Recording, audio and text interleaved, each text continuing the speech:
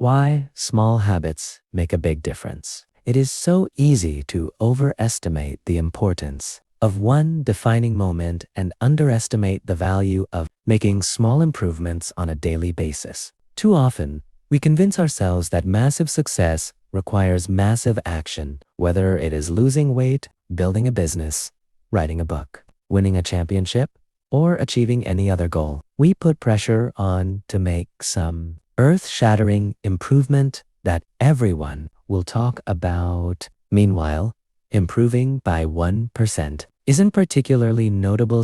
It isn't even noticeable, but it can be far more meaningful, especially in the long run. The difference a tiny improvement can make over time is astounding. Here's how the math works out. If you can get 1% better each day for 1 year, you'll end up 37 times better by the time you're done. Conversely, if you get 1% worse each day for 1 year, you'll decline nearly down to zero. What starts as a small win or a minor setback accumulates into something much more. 1% better every day. 1% worse every day for 1 year gives compound over time. For example, if you can get just 1% better each day, you'll end up with results that are nearly 37 times better after 1 year. Habits are the compound interest of self-improvement, the same way that money multiplies through compound interest. The effects of your habits multiply as you repeat them. They seem to make little difference on any given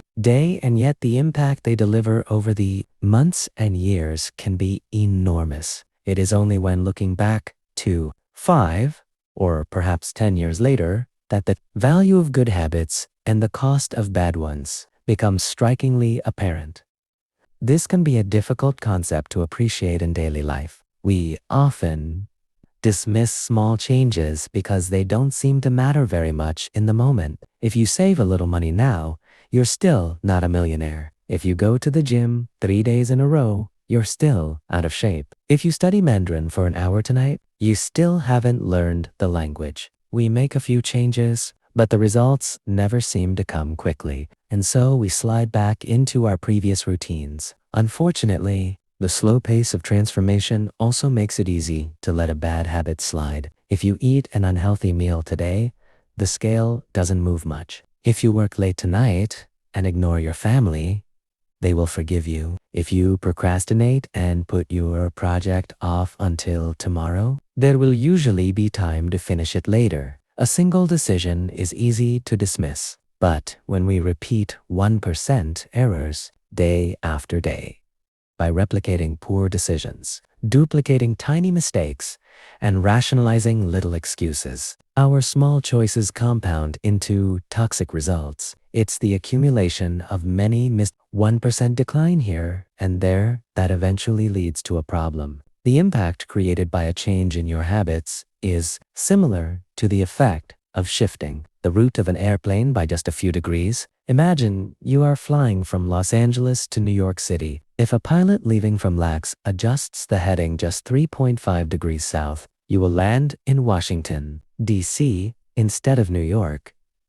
Such a small change is barely noticeable at takeoff. The nose of the airplane moves just a few feet, but when magnified across the entire United States, you end up hundreds of miles apart. Asterisk. Similarly, a slight change in your daily habits can guide your life to a very different destination. Making a choice that is 1% better or 1% worse seems insignificant in the moment, but over the span of moments that make up a lifetime, these choices determine the difference between who you are and who you could be. Success is the product of daily habits, not once-in-a-lifetime transformations. That said, it doesn't matter how successful or unsuccessful you are right now. What matters is whether your habits are putting you on the path toward success. You should be far more concerned with your current trajectory than with your current results. If you're a millionaire, but you spend more than you earn each month, then you're on a bad trajectory. If your spending habits don't change, it's not going to end well. Conversely, if you're broke, but you save a little bit every month, then you're on the path toward financial freedom. Even if you're moving slower than you'd like,